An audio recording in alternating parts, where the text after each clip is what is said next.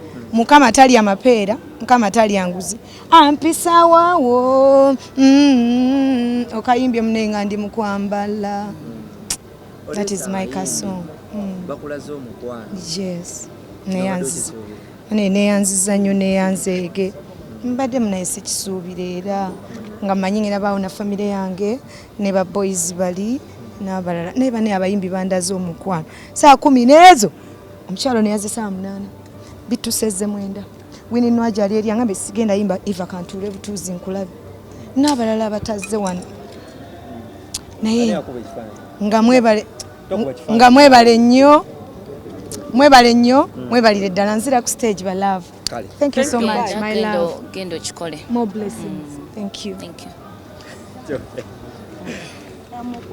Assalamu alaikum wa rahmatullahi wa barakatuh. Wa alaikum assalam wa rahmatullahi wa barakatuh. Yoti mama ndi bulungi Cambodia obulamu bulungi poze kulika yo ku stage nvuddeyo twogere ku relationship yo ne omukyala Evelyn Namulondo omufuna ddi omumanya ddi era kikyo singa omumanyako tujja sulaawo nenga kyolina omumanya nti muntu mulungi she's an amazing person era mukwano abantu gwe bamulaze it's the same love or even more gwagaba ebiseera ebisinga what you give is what you get back kati katonda mu mukwano mungi Evelyn gwawa abantu ate katonda musasudde mu kino yeah tukimanyi nti nokologana n'abantu bangi nnyo naye enkolaganayo ne Evelyn Namulondo yasukka kyama ki kyasinga okuba nakyo ekyo twetegera bwetegeezi and I think our friendship was meant to be yeah antegeera mutegeera ebintu byokola bwekozi sina kugamba nti there's a formula kuba nyinza okulimba nti omulala nyinza ogamba nange nakola bwentyo nekigaana but omuntu mwetegera bwetegeezi ne mwekanga nga buli kintu ki flowing smoothly tubadde tusuubira nti mwenna mugenda kugwayo nakula olwaleero naye tukulabako hafu fenna yaani famire yonna egenda kugwayo kutegeeza mwami Sebunya n'aliya ne ama mwenna abato balika mwami Sebunya tali mu ggwanga ne inshallah ajja kudda gwe wakomyewo wekka saagenze naye nali ntuuka ate n'agenda yeah twogere ku industry mama Maro sirise nnyo abantu beebuuza obufumbo music wamufiirako ddala kati oli comfortable wooli oba nti music wakola contract naye ojja tuwangayo kamukamu buli mwaka music is a feeling nze nfulumya when I feel like ngampulira nti kati there's something banchiwulira nti kati let me release something okitegeera naye era just kale ndowooza abantu butasiima busiimi I have a new song oluliyo terunaba okay views ziri waggulu naye tunaweza nadde emyezi ebiri you know naye mwe just kyabakwata bukwasi kiringa muntu kugamba how are you nogamba I'm fine mwe kyabakwata bukwasi nti umutusanga ng'obuze obadde wakuba abuze wandi nsanze wano era nibadde ndi waka nganyonsa ali akuba kyayonga nibadde ndi waka naye yeah naye nga chemba sabat is to be patient with me because simanyi nnyo bya paku naye nga ate they've been there like abawagizi bange bantegeera anjagala ta complaininga kyenjagala okakasa nti bo they're well bali comfortable with engeri gyenkola ebintu byange kuba munnange empaku kakiki ennyo anti abo bwe bagambira nti oba mama Maro kasita yafuna obufumbo n'aterera entende oba oliawo n'abaana bamusumbuwamu kati takyalina nabudde bugenda mu studio. Surprisingly that has been my pace kuva dda pace yange ey'okufulumya si eya pakupaku nakwa kati mina ekyokwekwasa musimanya biki naye ng'ebyo byonna oba omukwano gwakusinga amaanyi gwo baaba guntwala omukwano guntwala nguwulya but I'm grateful because that's what we live for love, to love and to be loved ekitegeera yeah nga tuvuddewawo katono nnyo mama Maro twogere ku industry still ennaku zino tulaba entalo zitandise okudda nga bwe byabeeranga ne battles ensonga y'okuba nti abakyala bano ababiri ye bakwano oba si bakwano ebyo ebibanyumira tungamba mbu banange entalo zisuse tuli bubi musanyuse era muyina essanyu kati babawadde kye mwagala kiringa olwana kusanga ng'oli muyala nakuwa emmere kati babawadde mulye mukkirize babagabudde sawa yakulya nkuzeemu ebyo mwagala temuyina nze siina buzibu ku bakyala abo bombi I love them both okitegeera sibalinaako buzibu that you would ask n'oba basanze you know sibalinaako buzibu owulira naye nga we ŋŋambye nti ebyo mwagala munyumirwa kati munyumirwa mwena mulimu nti omanyi nga wona feeding kabane kakola kalinze kabake buli kimu kye mulinze but it's okay sometimes it's fun it's entertaining okitegeera nze nyinza okubba wenyo mbeerawo ndi ku byange oli wakuleetamu akakantu it's entertaining I love it leero ze nowagira Evelyn Namulondo abakyala bali abo bonna balina battle balina ne show for the same day gwogenda gwawa it's a battle yes on the same day yes nze njavaayo nze mpagira kyenkola akakomere kaba kayita wano teeka okugulemu eno nenteka n'okugulemu okulala eno nentandika okuwagira because I love them both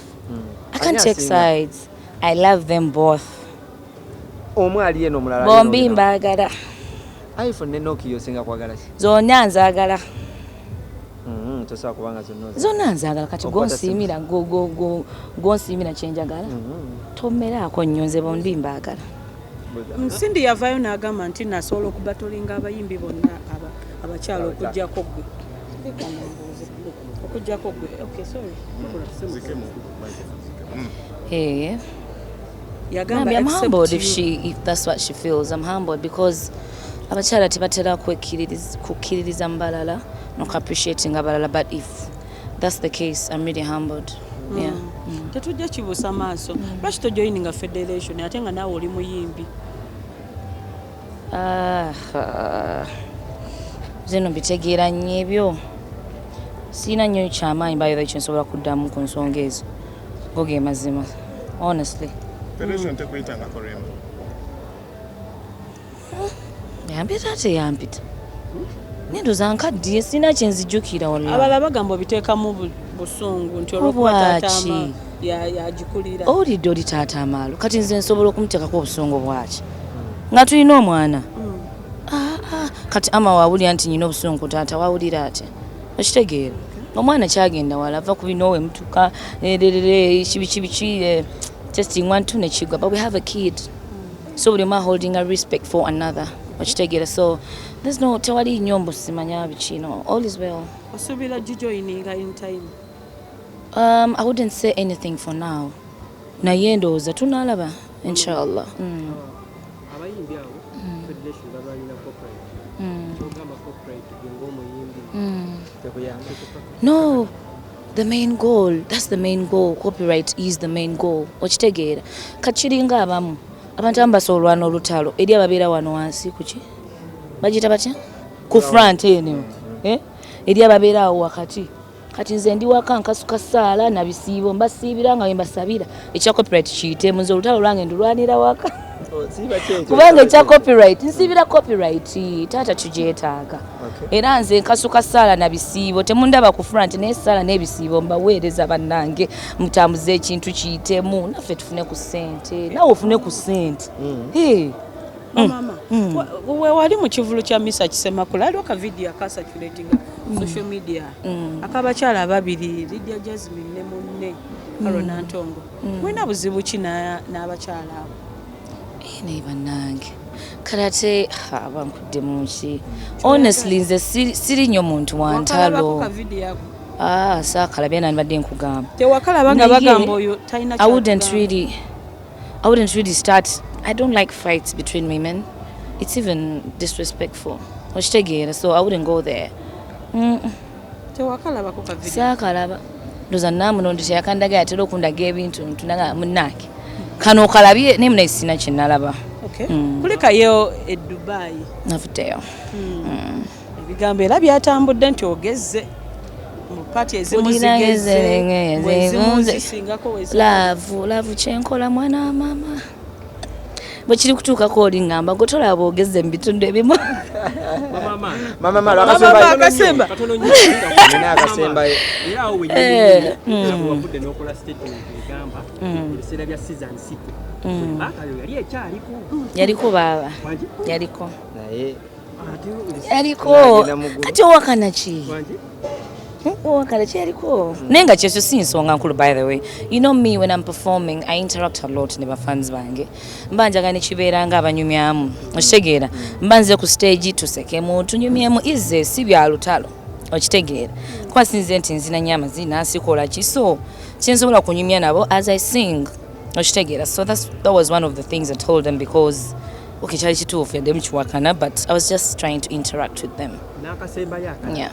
Mama amalo obuyimba bw'oyimba ennaku zino sikikinze nnyo omukwano wana musajjawo okuleza musajjawo naye bafaani bo oba wakodde obuyimba bwo kuba munnakitegeeze olabika munnaanyi faani bo oyinza oba babasuulawo mu ngeri emu obeera bane omukwano gukolera buli omu sigwa mami Sewunya yekka bwe nta akayimba oli akambala kyova olaba oli akusanga mu kkubo n'akugamba wabula kano wakanyimbidde kano kange it's because love egatta buli omu.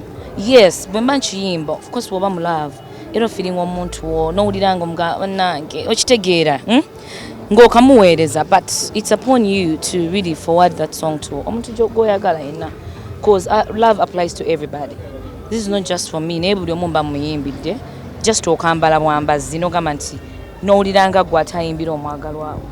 Mama Malu nze kisembayo ku nze kino sikikubuuza mu bubi wabula abantu oba oli bayitiriza nnyo kyogera bagamba nti Evelyn Namulondo akwatira nsawo era kadeyideyiwo naye mubaddewo leero nzate tonsemberera n'osigala kyekimu kyenjagala nkubuulire tosobola kunsemberera n'osigala kyekimu sikwewaana asitula ensawo atuziza abo abantu kale gwenda okati mu nsawo ya Evelyn Namulondo giwulire naawe ejja kukusuula ekigo okitegeera kyenkugamba so abantu just babeeraawo baagala nnyo okunafuya abantu but it's okay waba okusitula ensawo yange akozeemu sho kati ng'eyiye ezitowa Katonda muwe obuyinza n'ekitiibwa.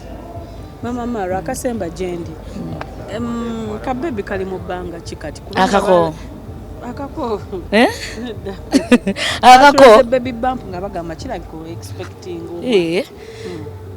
inshallah nze kambabuulire ebintu bye nnina okukola kwagala kuzaala kwagala abaana bange mwami wange bantu bange family yange binasigaliza abafaani bange kubaweereza nnyimba so sikiro okundaba ne bump ndi mukyala mufumbo okitegeera oyimbi okundaba nti oba olubuto luvuddeyo it's okay ebyo byennyina okukola bannange ate okitegeera kati bye bimu ku mirimu gyange egy'omu mutwe kuzaala okitegeera kale kyonja kikwolesa ga mwewunye nnyo okitegeera nga nawe nkusabira osumulukuke bulungi inshallah mumuzuuminge kusabira ozala omwana w'omukisa omwana ow'amaanyi abeere ow'amaanyi mu ggwanga lino n'okuyisawo osumuluke bulungi abeere omwana nga mulamu talina walimu wonna ng'ali happy healthy nga mugezi alete emikisa kugyolina agigaba eje ebintu byeyongera okutambula abaana bajja n'emikisa naye noono tumukwasa emikisa gyonna mukama amuleeta akisa obulamu bwo